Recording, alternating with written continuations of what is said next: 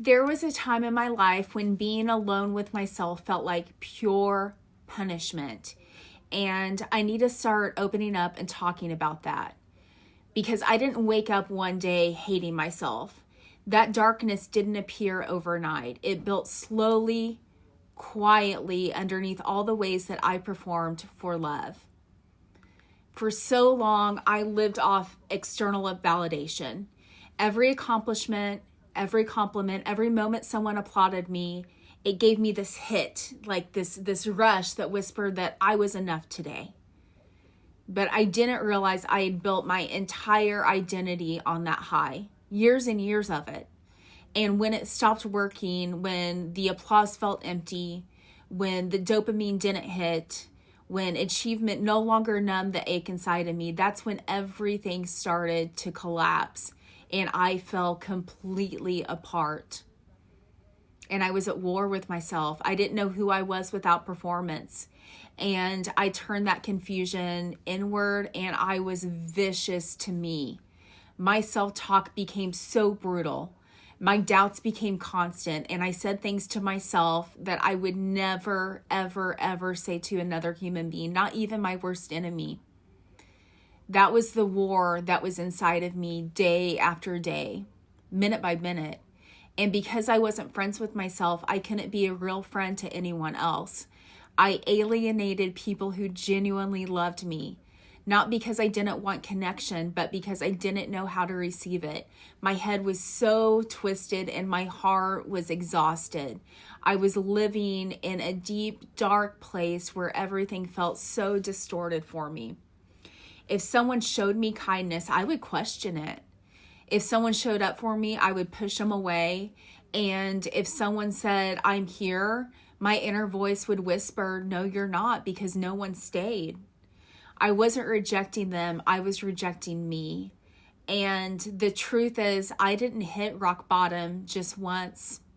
No, I hit rock bottom multiple times, but my first few, they were quiet.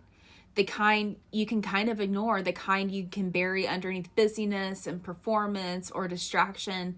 And I was the queen of that. But my final rock bottom, that one was loud. Not because of what happened, but because of what it awakened inside of me. And I needed that. It wasn't a moment that I could outrun. It wasn't something I could outperform or outwork. It was this spiritual interruption, and the kind where God, he's not playing, and he steps in and he says, look at what you're doing to yourself. And it shook me awake. I needed that. It showed me what my silence toward myself had cost me. It revealed how deeply I had abandoned my own soul. And that rock bottom became the moment everything changed for me. But here's the surprising part. My turning point wasn't self-love. It wasn't confidence. It wasn't this big emotional breakthrough. It was solitude. Sitting with myself on purpose for the first time in my life. And at first, it was uncomfortable. I freaking hated it. It felt like I was being trapped with this person I didn't like and I didn't trust. But the more I practiced it, the more I sat with my feelings instead of running from them, the more I told myself the truth about what was real and what wasn't. It was something that in me that began to soften. And I realized I wasn't my worst enemy anymore. I was just unheard and I was unseen by my own self. Solitude didn't fix me overnight, but it introduced me to me. And from that place, self-friendship finally had room to grow. And it started really small for me. It started with, I don't hate you today. Maybe we can try again, or I'm learning from you, Shanda. Just these little flickers of kindness, these little moments of honesty, these little choices not to abandon myself. And then those tiny moments became the foundation of my entire healing. Because I didn't heal by learning to love myself. I healed by learning to stop rejecting myself first. So here's your anchor point, your key takeaway. You don't have to love yourself today. Your healing begins the moment you stop running from yourself and stop rejecting who you are. Self-friendship isn't a leap. It's a quiet, steady shift back home to you. So how do we do this? What are some things that can get us there? I want you to practice a 60-second check-in, just 60 seconds one day this week. Sit with yourself for 1 minute, no phone, no noise, no distraction, and ask yourself, how am I actually doing right now in this minute? Let the truth come up without judgment. Replace one self-criticism with neutral language. I want you to shift the I'm terrible at this to I'm learning this. You see the difference? Neutrality builds safety when positivity feels fake. Do one act of self-friendship, something small but meaningful to you.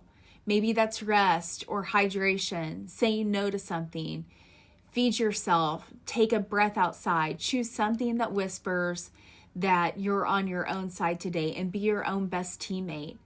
Identify one moment you didn't run from yourself. Maybe it was a quiet moment, a boundary you kept, a truth you faced. I want you to name it, I want you to honor it, and I want you to let it count. So before you go, I want you to hear this. You don't heal by becoming the new version of yourself. You heal by returning to the version that you abandoned. And you're still in there, waiting, ready, and worthy of your own return. You don't have to run anymore. My friend, that's all that I have for this week's Therapy Thursday.